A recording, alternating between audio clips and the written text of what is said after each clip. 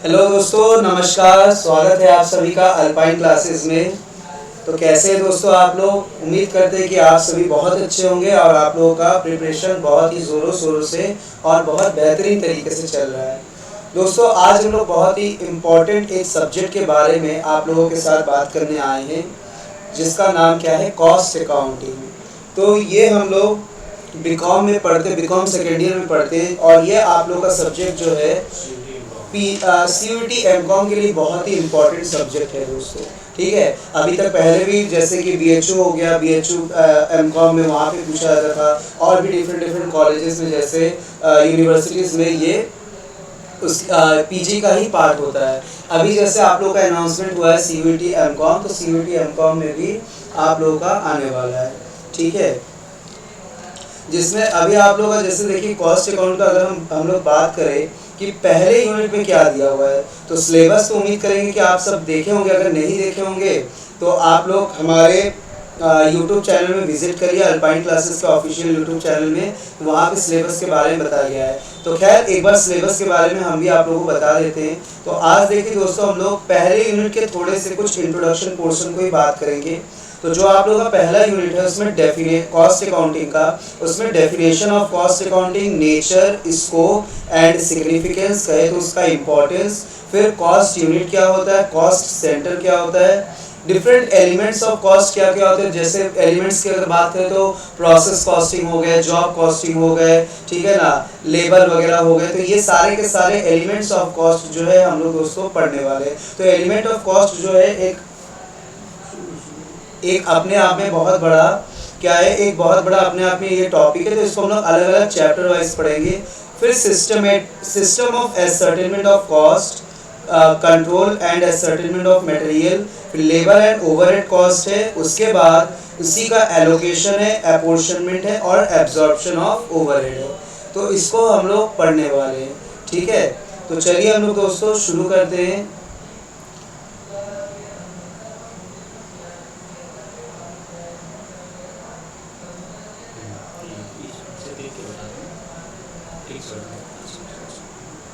तो जैसा कि देखिए हम लोग बात कर रहे थे कॉस्ट अकाउंटिंग के बारे में। तो ये देखिए अभी तो मैंने आप लोगों के साथ ओरली डिस्कस किया, ये आप लोग देख लीजिए कॉस्ट अकाउंटिंग जो सिलेबस डिफाइन किया गया है उसमें क्या बोला गया है।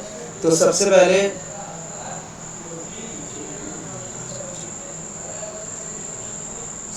देखिए क्या बोला गया है, एक बार वापस से देख लेते हैं।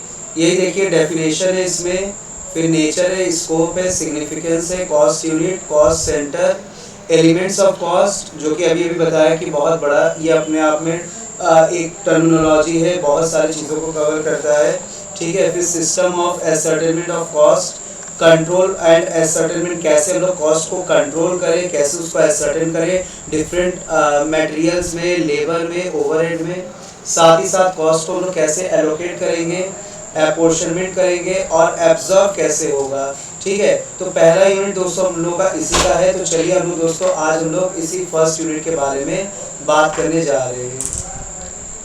तो सबसे पहले दोस्तों हम लोग बात करेंगे कि meaning and definition of cost accounting. तो जैसे आप लोग फाइनेंशियल अकाउंटिंग पढ़ते हैं, तो फाइनेंशियल अकाउंटिंग क्या होता है, वहाँ पे अकाउंटिंग का मतलब क्या होता है?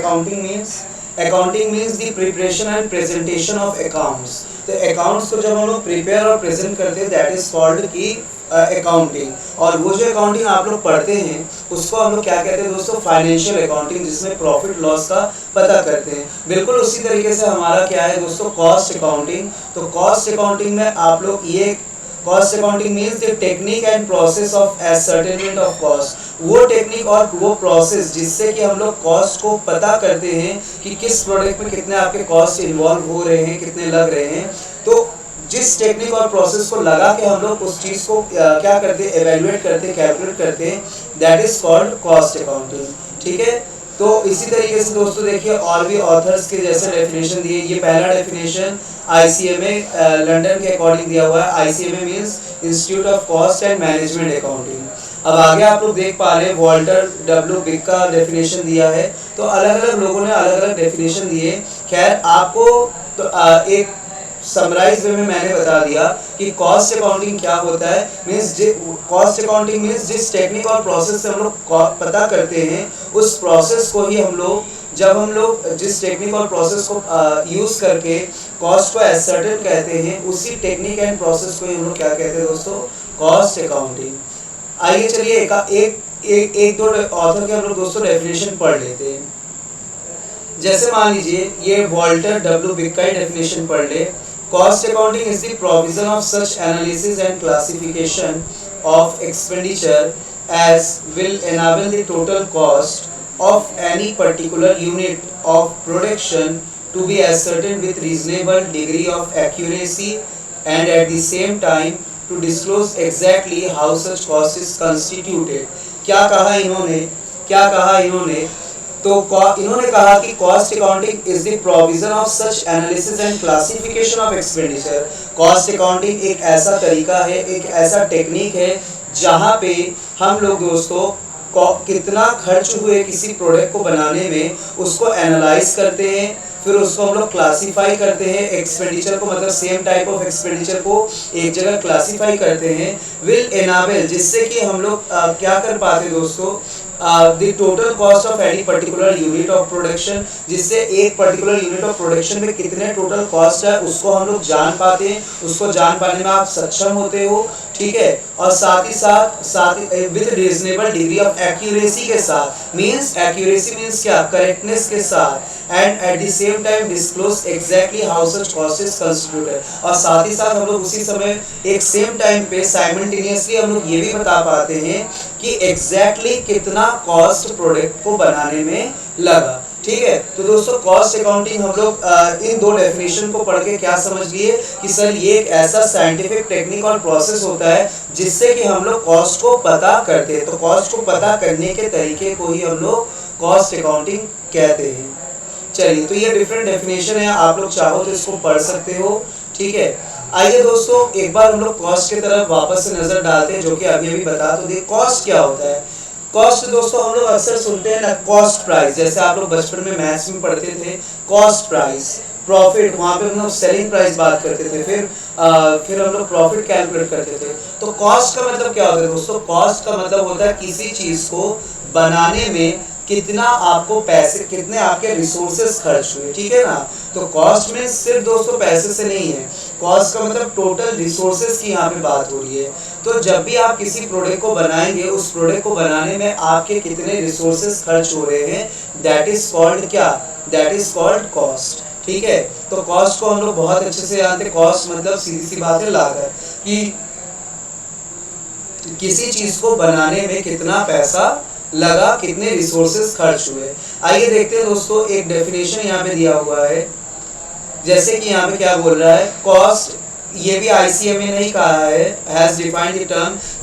जैसे आप लोग चार्टर्ड अकाउंटेंट के लिए सुनते हैं ना ICAI, वैसे ही कॉस्ट अकाउंटिंग के लिए ICMA, ठीक है ना, ये एक इंस्टीट्यूट है। तो यहाँ पे एक डेफिनेशन दिया गया है, it cost as a noun, it means the amount of expenditure actual और notional incurred on or attributable to a specified thing और एक्टिविटी। भाई सीधी सी बात है, इन्होंने कहा कॉस्ट मतलब जितने खर्च मेरे हो रहे हैं किसी एक पर्टिकुलर एक्टिविटी में, किसी एक प्रोडक्ट को बनाने में, प्रोडक्शन करने में, ये बात इन्होंने कहा।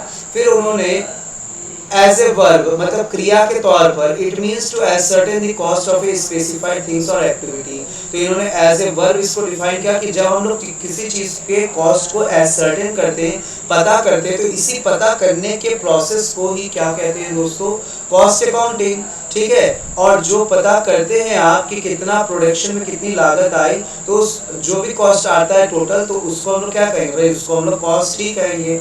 नेक्स्ट दोस्तों देखिए उसके बाद, तो कॉस्ट आप लोग समझ में आ गया। Cost means the expenditure which we are incurred while manufacturing, while producing any product और परफॉर्मिंग एनी एक्टिविटी, ठीक है। तो कॉस्टिंग क्या होता है? कॉस्टिंग मतलब वो प्रोसेस, वो तरीका जिससे हम लोग इस कॉस्ट को क्या करते हैं, पता करते हैं, ठीक है ना, ये चीज़ हो गया। उसके बाद जैसे देखिए दिया हुआ है, costing related to the determination of cost of a product manufactured or service rendered। अब सीधी सी बात क्या है, यहाँ पे भी वही बात घुमा फिरा के कह रहा है जो कि हम लोगों ने अभी अभी शुरू में पढ़ लिया कि कॉस्टिंग का मतलब क्या होता है। तो कॉस्टिंग का मतलब होता है दोस्तों, देखिए जहाँ पे आप ये मतलब पता कर रहे हो, ठीक है, यहाँ कह सकते हो कि आप एक एक्टिविटी, आप एक क्रिया कर रहे हो। कैसा क्रिया कर रहे हो आप, किसी प्रोडक्ट को बनाने में जो कॉस्टिंग आई है, जब हम लोग उसको पता करते हैं with the help of different techniques, with the help of different processes, उस टेक्निक को, उस प्रोसेस को जब हम लोग परफॉर्म कर रहे हैं, यानी कि हम लोग क्या कर रहे हैं, कॉस्टिंग कर रहे हैं, ठीक है। तो कॉस्ट को पता करना कॉस्टिंग, कॉस्ट को पता करने को ही दोस्तों लोग क्या कहेंगे, कॉस्टिंग कहेंगे, ठीक है, जिसमें डिफरेंट टेक्निक और प्रिंसिपल इस्तेमाल होते हैं उसको पता करने के लिए। नेक्स्ट दोस्तों सबसे इम्पॉर्टेंट टर्म, हालांकि इसको हम लोग आगे बाद में भी पढ़ेंगे, लेकिन यहाँ पे थोड़ा सा इंट्रोडक्शन के फॉर्म में दिया है, जैसा कि आप लोग के अभी सिलेबस में भी था कि सर ये कॉस्ट एलोकेशन क्या होता है, कॉस्ट एपोर्शनमेंट क्या होता है और कॉस्ट एब्जॉर्प्शन क्या होता है। तो आइए एक बार बात करते हैं हम लोग एक एक टर्म के बारे में और हम लोग समझते हैं। हालांकि ये सारे के सारे टर्म आप बाद में भी समझोगे, लेकिन अभी थोड़ा सा इंट्रोडक्शन के फॉर्म में समझते, क्योंकि कहीं ना कहीं वापस आगे जो आप लोग डेफिनेशन वगैरह पढ़ोगे वहाँ पे भी इस्तेमाल होगा कि कॉस्ट को एलोकेट करने के लिए, कॉस्ट को एपोर्शनमेंट करने के लिए और कॉस्ट को बांटने के लिए, एब्जॉर्ब करवाने के लिए, ठीक है ना। देखिए दोस्तों एलोकेशन का मतलब क्या होता है, एलोकेशन का, जैसे एलोकेट करना मतलब क्या होता है, जैसे कहा जाता है रिसोर्स को एलोकेट करो, तो रिसोर्स को क्या करो, रिसोर्स को बांट दो, डिस्ट्रीब्यूट कर दो, ठीक है ना। तो एलोकेशन का मतलब क्या होता है, एलोकेशन का मतलब होता है डिस्ट्रीब्यूशन, ठीक है। तो इतना तो आप लोग जानते हो कि एलोकेशन का मतलब क्या होता है, डिस्ट्रीब्यूशन। तो यहाँ पे बात हो रही है कॉस्ट एलोकेशन की, मतलब कॉस्ट को डिस्ट्रीब्यूट करने की बात हो रही है, ठीक है। तो कॉस्ट को कैसे डिस्ट्रीब्यूट करेंगे और किस बेस से डिस्ट्रीब्यूट करेंगे, तो एक बार दोस्तों लोग डेफिनेशन पढ़ ले तो आप लोगों को फिर उसके बाद चीज़ें क्लियर और हो जाएंगी। देखिए क्या लिखा है, allocation is the process whereby cost item are charge direct to a unit और कॉस्ट सेंटर। दोस्तों कॉस्ट सेंटर का मतलब जहाँ पे आपका प्रोडक्ट बन रहा है, क्या होता है, कॉस्ट सेंटर का मतलब जहाँ पे आपका प्रोडक्ट बन रहा है, ठीक है, उसी को हम लोग कहते हैं कॉस्ट सेंटर, जहाँ पे जिस जगह पे मेरा प्रोडक्ट बन रहा है। तो यहाँ पे कहा गया कॉस्ट एलोकेट करना, मतलब एलोकेशन का मतलब क्या होता है दोस्तों, एलोकेट करने का मतलब ये होता है कि जिस प्रोडक्ट को बनाने में जो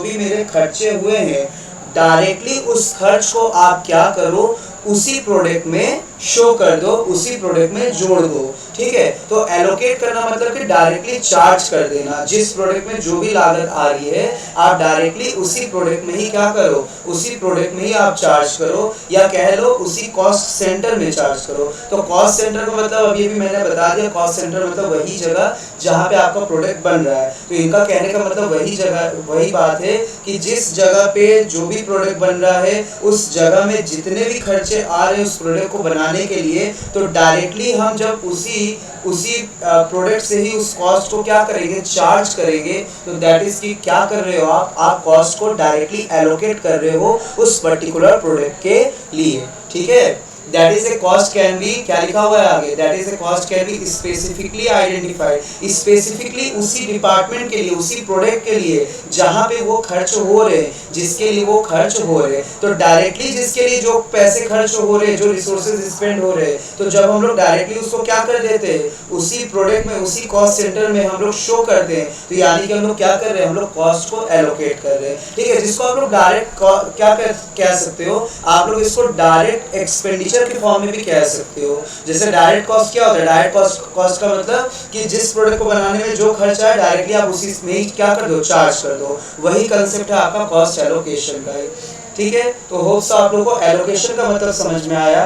तो अब ये एपोर्शनमेंट मतलब क्या होता है, अब ये एपोर्शनमेंट मतलब क्या होता है फिर, तो एपोर्शनमेंट मतलब होता है डिवीजन ऑफ कॉस्ट, ठीक है, division of cost among two और more cost centre on estimated basis. अच्छा, कुछ कॉस्ट ऐसे होते हैं जिसको कि हम लोग डायरेक्टली कह सकते हैं कि अरे ये तो प्रोडक्ट ए के लिए ही खर्च हुआ था, तो आप प्रोडक्ट ए में डायरेक्टली इस कॉस्ट को क्या कर दो, मतलब ट्रांसफर कर दो, शो कर दो उसी कॉस्ट सेंटर में, उसी पर्टिकुलर प्रोडक्ट में, that is called cost allocation. अब दोस्तों एपोर्शनमेंट मतलब क्या होता है? एपोर्शनमेंट मतलब होता है डिवीजन करो, मतलब डिवाइड करो। अच्छा, डिवाइड करने की बात कहाँ आती है? मैंने कहा जैसे आप लोग अगर बात करते हो कि प्रॉफिट को डिवाइड करना है, तो डिवाइड करने की बात तो वहाँ आती है जहाँ दो या दो से ज़्यादा लोगों की बात होती है, नहीं तो एक अकेला ही काफ़ी है। अगर प्रॉफिट मुझे सोल प्रोप्राइटर की अगर हम लोग बात करें तो वहाँ पे प्रॉफिट नहीं बांटना पड़ता है, तो जो भी प्रॉफिट कमाया उसी का ही हो जाता है। तो सेम कंसेप्ट एलोकेशन के साथ है, ठीक है ना, कि डायरेक्टली वो रिजर्व होता है किसी एक पर्टिकुलर प्रोडक्ट के लिए ही। लेकिन एपोर्शनमेंट क्या होता है? तो बहुत से ऐसे खर्चे होते हैं दोस्तों हमारे इंडस्ट्री में कह लो, कंपनी में कह लो, फर्म में कह लो, खासकर हम लोग यहाँ पे इंडस्ट्री की बात करेंगे क्योंकि यहाँ पे कॉस्टिंग की बात हो रही है। तो ऐसे बहुत से खर्च होते हैं जो डायरेक्टली नहीं इन्वॉल्व होते किसी प्रोडक्ट को बनाने में, बल्कि इनडायरेक्टली क्या होते हैं उसमें लगते हैं, इस्तेमाल होते हैं। जैसे मैंने कहा इलेक्ट्रिसिटी, ठीक है ना। अब आप क्या कहोगे कि डायरेक्ट जो इलेक्ट्रिसिटी एक इंडस्ट्री में चल रहे हैं, लगे हुए हैं, पावर लगे हुए हैं, क्या वो डायरेक्टली एक ही प्रोडक्ट में आप उसको क्या कर दोगे? एलोकेट कर दोगे? ये तो करना गलत हुआ। अब मान लीजिए हम इंडस्ट्री में 4 प्रोडक्ट बना रहे हैं, तो 4 प्रोडक्ट आप बना रहे हो तो चारों प्रोडक्ट में ना आपका पावर का कंजम्पशन हो रहा है, लेकिन अब बात आएगी कि किसमें कितना खर्चा हो रहा है। तो इट डिपेंड्स ऑन कि किस तरीके का प्रोडक्ट, जो 4 प्रोडक्ट बना रहे हैं कौन सा नेचर का प्रोडक्ट बन रहा है, वो चारों का चारों। हो सकता है कि किसी प्रोडक्ट को बनाने में कम पावर का इस्तेमाल हो रहा है, किसी में ज़्यादा का इस्तेमाल हो रहा है।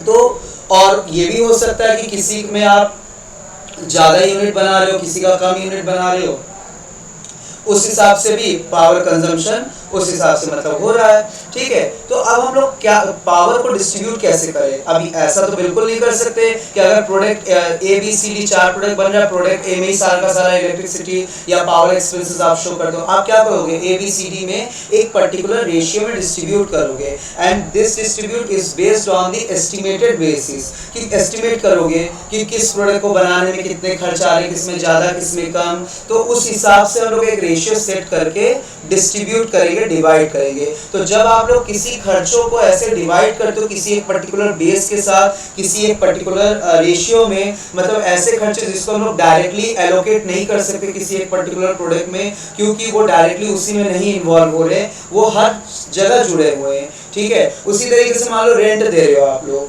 तो रेंट का भी एलोकेशन किया जाता है, ठीक है ना। अब रेंट एरिया देखा जाता है कितना ऑक्यूपाई किया जा रहा है। मान लीजिए प्रोडक्ट ए में कुछ 40% एरिया ऑक्यूपाई किया, प्रोडक्ट बी में 30%, उसके बाद हो सकता है 10% करके कुछ ऐसे प्रोडक्ट सी और डी ने ऐसे ऑक्यूपाई किया, ठीक है। तो समहाउ इस तरीके से तो जो रेंट का एलोकेशन भी होगा ऐसे ही होगा, 40%, फिर 40%, फिर सी और डी में मान लीजिए 10-10% लगे, तो 10-10% रेंट का जो पार्ट आएगा वो उन लोगों को देना पड़ेगा। तो इसी को दोस्तों कहते हैं कॉस्ट का एपोर्शनमेंट। तो एलोकेशन में क्या होता है? डायरेक्टली उसमें जिस प्रोडक्ट के लिए लग रहा है, इंडिविजुअली एंड सोलोली जिसके लिए खर्च हो रहा है उसी में डायरेक्टली उसको शो कर दो। एपोर्शनमेंट मतलब ऐसे खर्चे जो कि डिवीजन करना पड़ता है, ठीक है ना, जो पर्टिकुलरली किसी एक प्रोडक्ट के लिए नहीं पर सभी के लिए इस्तेमाल हो रहे, ठीक है ना, यूनिफॉर्म वे में। ये होता है एपोर्शनमेंट। और लास्ट आपका जो दोस्तों टर्म आता है इसमें एब्जॉर्प्शन का, कि सर एब्जॉर्प्शन का मतलब क्या होता है? तो it is a process of ascertaining the charge. Indirect cost दोस्तों सबसे इंपॉर्टेंट टर्म है। आप लोगों ने डायरेक्ट कॉस्ट के बारे में अभी तक जान लिया, तो फैक्ट्री में ऐसे भी तो बहुत से कॉस्ट होते हैं ना जो कि इनडायरेक्ट नेचर का होता है, ठीक है, जिसको हम लोग ओवरहेड कहते हैं। इनडायरेक्ट को क्या कहते हैं दोस्तों? ओवरहेड कहते हैं। तो इनडायरेक्ट कॉस्ट को डिस्ट्रीब्यूट करने की जब बात आती है तो वहाँ पे कॉस्ट एब्जॉर्प्शन के बारे में हम लोग बात करते हैं। तो कॉस्ट एब्जॉर्प्शन पर्टिकुलरली किससे रिलेटेड है? हमारे इनडायरेक्ट एक्सपेंसेस से रिलेटेड है, ठीक है ना।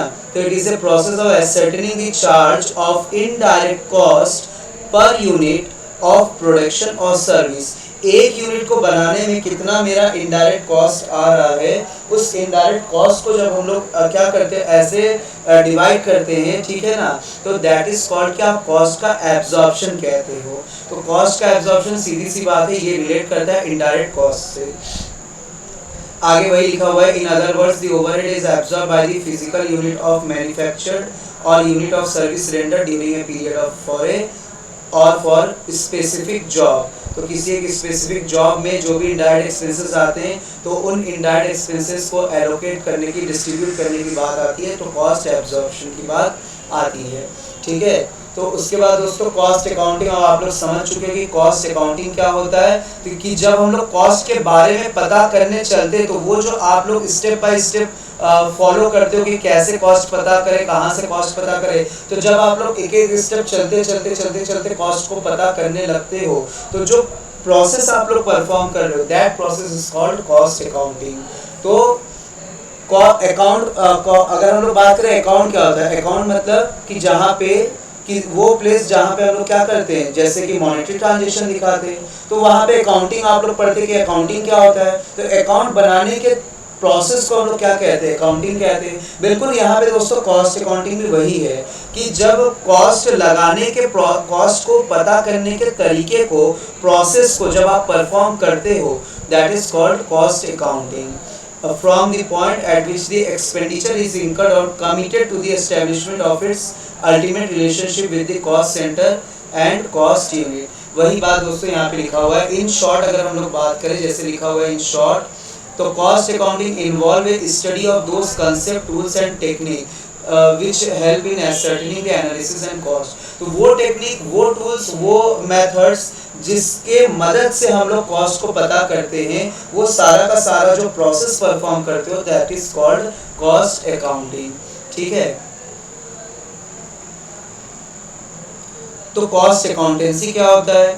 तो कॉस्ट अकाउंटेंसी दोस्तों अगर हम बात करें नॉर्मल अकाउंटेंसी क्या होता है, जहाँ जो आप लोग पढ़ते हो क्लास 11 में, ठीक है, तो अकाउंटेंसी क्या होता है, अकाउंटेंसी में सारे प्रिंसिपल, कंसेप्ट, कन्वेंशंस, रूल्स वगैरह, प्रिंसिपल्स वगैरह सब बताए होते हैं, जिसके मदद से जो मुझे तरीका सिखाता है कि कैसे हम लोग अकाउंटिंग को करें, कैसे आप लोग अकाउंटिंग वर्क को परफॉर्म करोगे। तो वो सारे के सारे रूल्स, रेगुलेशन, प्रिंसिपल, पॉलिसीज कहाँ सीखते हैं हम लोग, अकाउंटेंसी में। तो भाई अकाउंटेंसी जहाँ पे भी टर्मिनोलॉजी आएगा तो अकाउंटेंसी का मतलब जो सिखाएगा कि क्या प्रिंसिपल मेथड्स फॉलो करके आप ये अकाउंटिंग का काम कर पाओगे। तो कॉस्ट अकाउंटेंसी का मतलब वही हो गया, देखिए अकाउंटिंग प्रिंसिपल, वो मेथड, वो टेक्निक, वो साइंस, वो आर्ट और वो प्रैक्टिसेस जिसके मदद से हम लोग कॉस्ट को पता करते हैं, कॉस्ट कंट्रोल करते हैं।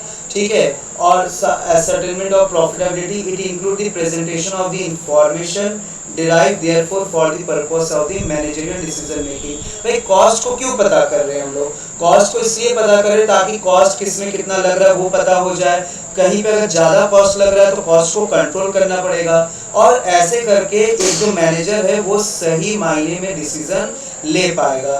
तो कॉस्ट अकाउंटेंसी दोस्तों एक अपने आप में बहुत बड़ा ब्रॉड टर्म है। कॉस्ट अकाउंटेंसी में ही कॉस्टिंग आ जाएगी, कॉस्ट अकाउंटिंग आ जाएगी। ये सब कुछ क्या है, देखिए कॉस्टिंग हो या कॉस्ट अकाउंटिंग हो, हम लोग सभी में क्या करते हैं, पता ही तो करते हैं ना।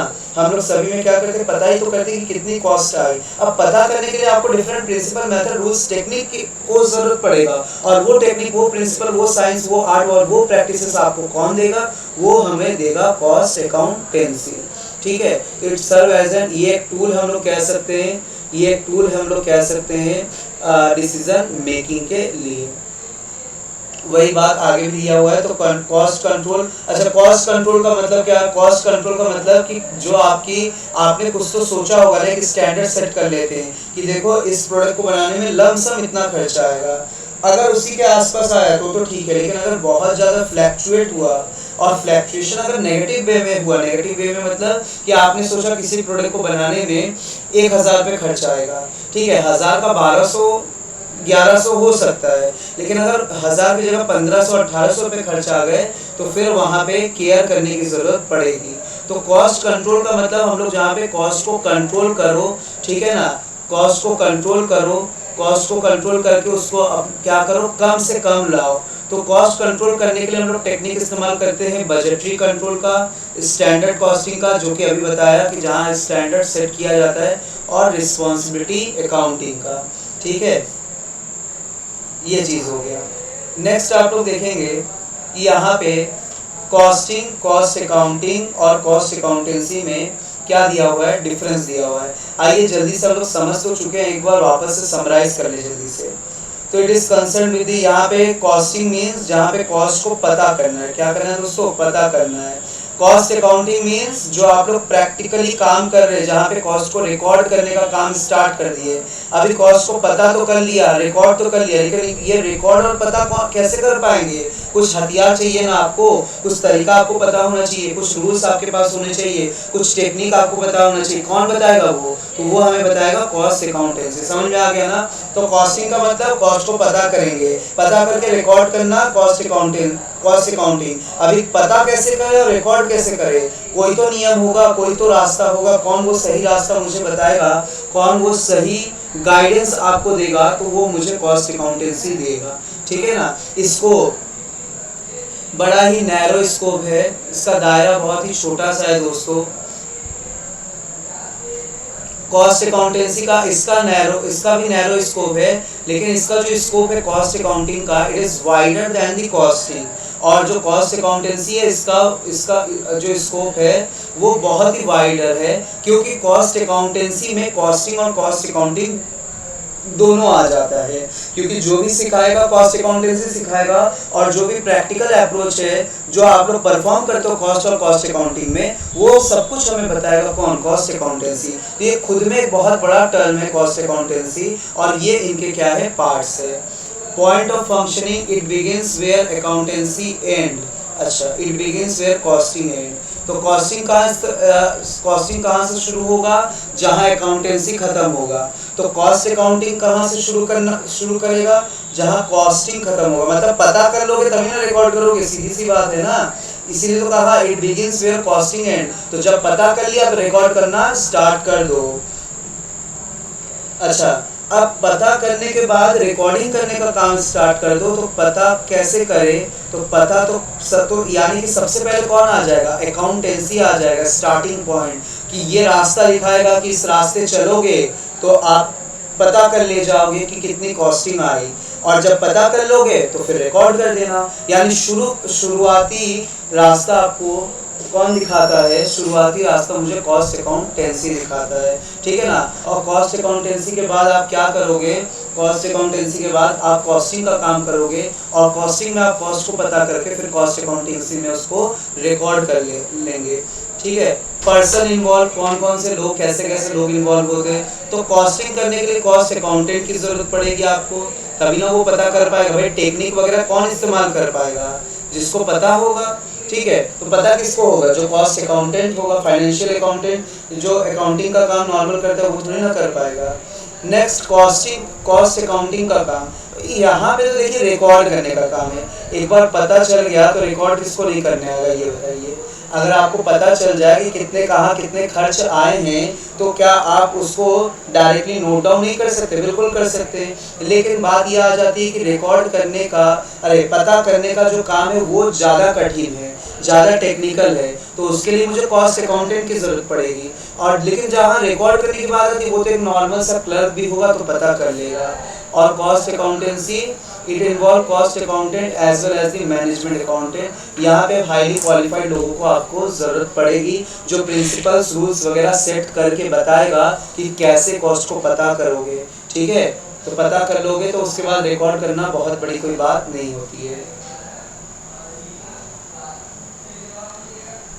नेक्स्ट दोस्तों, अब बात करते हैं हम लोग nature and characteristic of cost accounting. तो सबसे पहली बात है, क्या लिखा हुआ है? देखिए दोस्तों, लिखा हुआ है कि it is a specialised branch of accounting. सीधी सी बात है, ये एक अलग ही ब्रांच ऑफ अकाउंटिंग है जहाँ पे आप कॉस्ट के बारे में पता करते हो, कॉस्ट का कलेक्शन, कॉस्ट को क्लासीफाई करते हो, उसको रिकॉर्ड करते हो, और डिफरेंट हेड्स में उसको अपॉर्शनमेंट करते हो, फिर डिटर्मिनेशन, एंड जहाँ ज़रूरत पड़े आप कंट्रोल भी करते हो। आर्ट एंड साइंस दोनों है। बिल्कुल हाँ सर, आर्ट एंड साइंस दोनों है।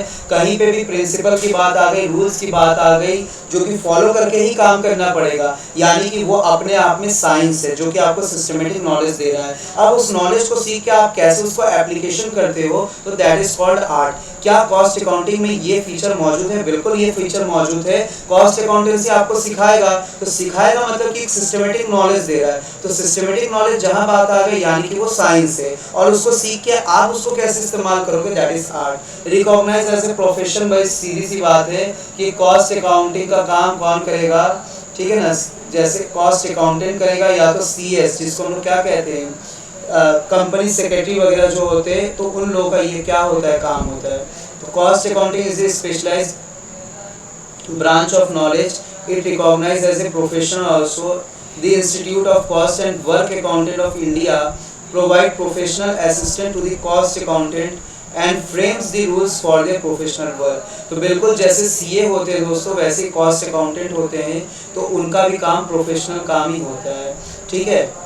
अब दोस्तों ये जो टेक्निक है इसको हम लोग नेक्स्ट वीडियो में कवर करेंगे। ठीक है। तो होप सो आप लोगों को जो बेसिक है इसका आप लोगों को समझ में आया है। ठीक है ना। तो चलिए दोस्तों, मिलते हैं हम लोग नेक्स्ट वीडियो में।